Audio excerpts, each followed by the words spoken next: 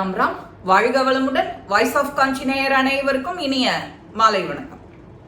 இன்னைக்கு நாம பார்க்க போறது மகாபாரதத்துல ஸ்ரீ கிருஷ்ணனுக்கு எப்போதுமே கூட இருந்து பணிவிட செஞ்சு அவர் பிறந்ததுலேருந்து அவரோட அவதாரம் முடிகிற வரைக்கும் கூடவே இருந்தது உத்தவர். எல்லாருமே கேள்விப்பட்டிருப்பேன். அந்த பேரே அவ்வளவு அழகா இருக்கு, வித்தியாசமா இருக்கு. உத்தவர்ங்கிற பேரு யாரான்னு வச்சுட்டு நீங்க பாத்திருக்கேலா? வடக்க பக்கம் ஒரு 4-5 பேர் வச்சுருப்பா, அது நான் கேட்டிருக்கேன். உத்தவர்ங்கிறதுக்கு எவ்வளவு பெரிய மனுஷன் தெரியுமா அவரை பத்தி நாம இதுல பார்க்கணும். உத்தவர் ஸ்ரீ கிருஷ்ணர் கிட்ட கூடவே இருந்தாலும் அவர் தனக்குன்னு எதையுமே கேட்டது கிடையாது கிருஷ்ணன் கிட்ட. கிருஷ்ணன் எல்லா லீலைகளையும் முடிச்சுட்டு தன்னோட அவதாரம் முடிய போறது அப்படிங்கும் போது உத்தவர்கிட்ட வர்றார். உத்தவா, நீ என் கூடவே இருந்த, என் கூடவே பயணிச்சுட்டு இருந்த, என்னோட அவதாரம் முடிய போறது, இப்ப இந்த முடிகிற தருவாயில்லையான்னு உனக்கு ஏதானு செய்யணும்னு செஞ்சுட்டு போகணும்னு நினைக்கிறேன். உனக்கு என்ன வேணுமோ கேளு அப்படின்னு கேட்கிறாரு. என்ன வரம் வேணும்னு கேளு, நான் தரேன். எனக்கு எதுவுமே வேண்டாம் கிருஷ்ணா, உன்கிட்ட கூடவே இருந்ததுனால நான் உன்னை பார்த்து ரசிச்சு சந்தோஷம் அடைஞ்ச தருணங்கள்லாம் நிறைய. இது எத்தனை பேருக்கு கிடைக்கும் இந்த பாக்கியம்? எனக்கு கிடைச்சது அந்த பாக்கியம் பேரு. எனக்கு இந்த மகாபாரத போர்ல எனக்கு சில சந்தேகங்கள்லாம் இருக்கு. நீ எல்லாருக்கும் சொன்ன வழி ஒண்ணு, சுகமா வாழறதுக்கு சொன்ன வழி ஒண்ணு, ஆனா நீ வாழ்ந்து காட்டினது வேற. எனக்கு அதுல சில சந்தேகங்கள்லாம் இருக்கு, அதை எனக்கு தீர்த்து வையே அப்படின்னு கேட்கிறார். நீ பாண்டவர்களுக்கு ரொம்ப அத்தியந்தமா நண்பனா இருந்த.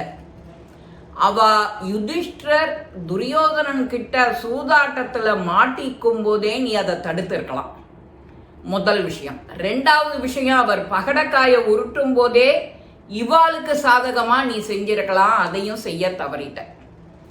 3வதா ஒரு விஷயம், அவன் எல்லாத்தையுமே வச்சு இழந்து வந்துட்டே இருக்கும்போது நடுப்புற நீ உள்ளர பூந்திருக்கலாம், அதுவும் பூரல.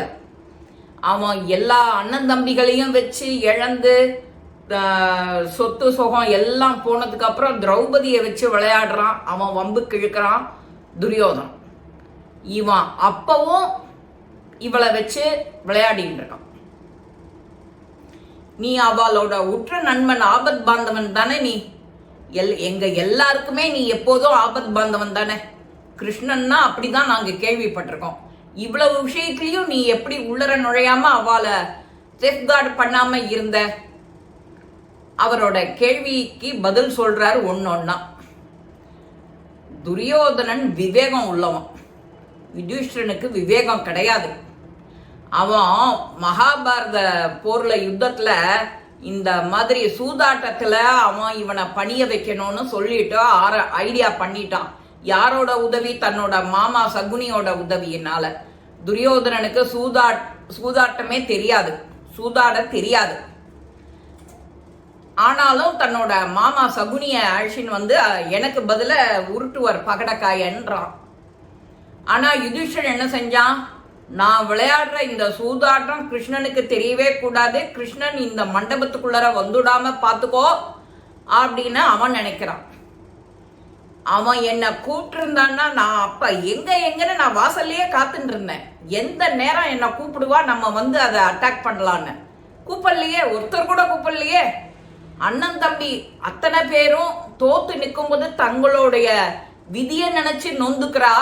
அப்பவும் கூட என்ன நினைக்கல, வா கிருஷ்ணான்னு சொல்லல. அடுத்தது 3வது, திரௌபதி துச்சாதனன் தலைய பிடிச்சி இழுத்து அறுக்கும் போது கூட அவ தன்னோட பலத்தை வச்சு சமாளிச்சுள்ளான்னு நினைக்கிறா. ஆனா என்ன கூப்பிடல. 5வதா துகள் உரியும் போதுதான் ஆபத் பாந்தவான 2 கையையும் ஒசத்தி கிருஷ்ணா அப்படின்னு கூப்பிடுறா. நான் வாசல்லையே நின்னுட்டு இருக்கேன், ஓடி போயிட்டேனே.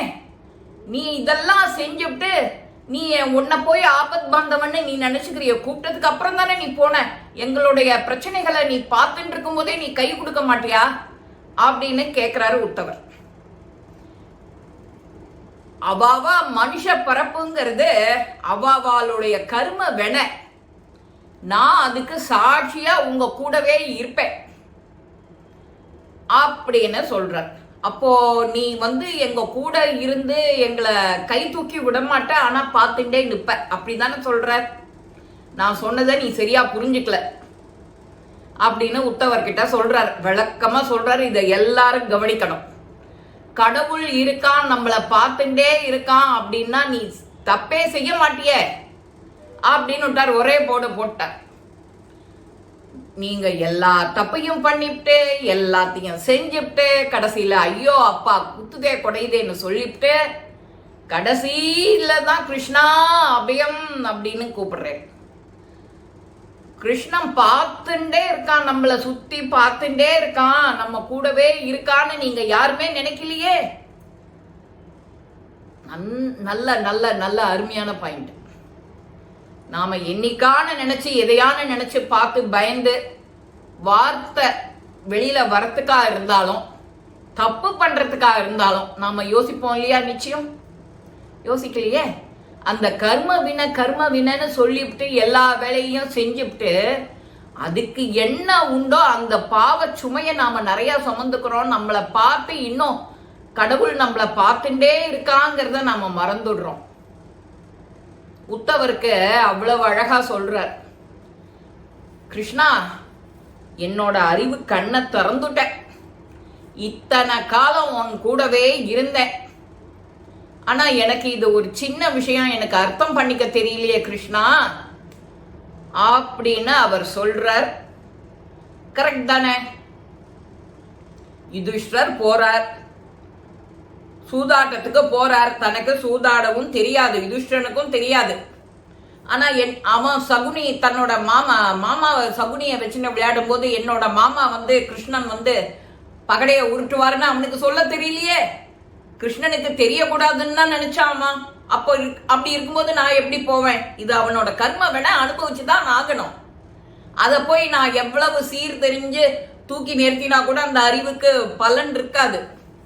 ஆனா நீ எல்லாத்துக்கும் மார்த்தட்டின்னு நிக்கிறிய. ஆபத் பாந்தவா அநாத ரட்சகான்னு சொன்னா கிருஷ்ணன் வந்துருவான்னு சொல்றிய, அது எப்படி சாத்தியம் அப்படின்னு உத்தவர் கேட்க உடனே, நான் தான் எல்லாருக்கும் சாட்சியா இருக்கிறேனே, என்னை வச்சுக்கிட்டே நீங்க எல்லாரும் தப்பு பண்றேன், அப்போ அது எப்படி உங்களுக்கு கர்ம வினையும் பாவ சுமையும் தானே சேர்ந்துக்கும் அப்படின்னு சொல்லிட்டு போயிட்டார் கிருஷ்ணர்.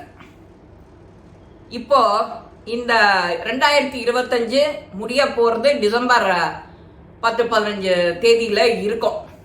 இன்னொரு 15 நாள் 25ல மார்கழி பிறக்க போறது. மார்கழி ஒரு மாசமான ஆண்டாளோட பயணிச்சு திருப்பாவை திருவம்பாவை பதிகங்கள் எல்லாத்தையும் பாசுரங்கள் எல்லாத்தையும் பாடி பாகவதம் கீதை சுந்தரகாண்டம் நம்ம பதிகங்கள் திருமுறைகள் எல்லாத்தையும் கேட்டு நம்மளுடைய வினைகளையும் இதையும் குறைச்சுக்கிண்டு ஆழ்ந்த பக்தி சிந்தனையில இருந்ததுன்னா நம்மளுடைய 2026 பயணம் சுமூகமா ஆகும். இது நீங்க எல்லாரும் கேட்க வேண்டிய பதிவு. இறைவன் உங்களை பார்த்துட்டே இருக்கான். நீ பண்றது உண்மை, அவனை நம்புறது உண்மை, அவன் கேட்கறது உண்மை, அவனை நம்புறது உண்மை அப்படின்னா நீ தப்பே செய்ய மாட்டேன்ட்டு போயிட்டார் கிருஷ்ணர்.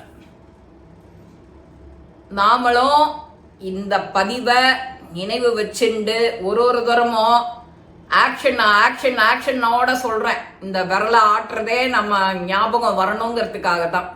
நம்மளை கடவுள் பார்த்துட்டே இருக்கான் தப்பு செய்யாத, கடவுள் பார்த்துட்டே இருக்கான் தப்பு செய்யாதன்னு நினைச்சுட்டே ஒரு நாள் பொழுது ஆரம்பிக்கணும். முடியும் போது நன்றி இறைவான்னு சொல்லணும். இந்த மாதிரி வாழ்க்கை ஆரம்பிச்சு முடிஞ்சதுன்னா உனக்கு திரும்ப இந்த பிறப்பு இறப்பு சுழற்சியிலேருந்து உனக்கு விடுதலை கிடைக்கும். நீ மோட்சத்துக்கு போயிடுவ, நிச்சயம் போயிடுவ.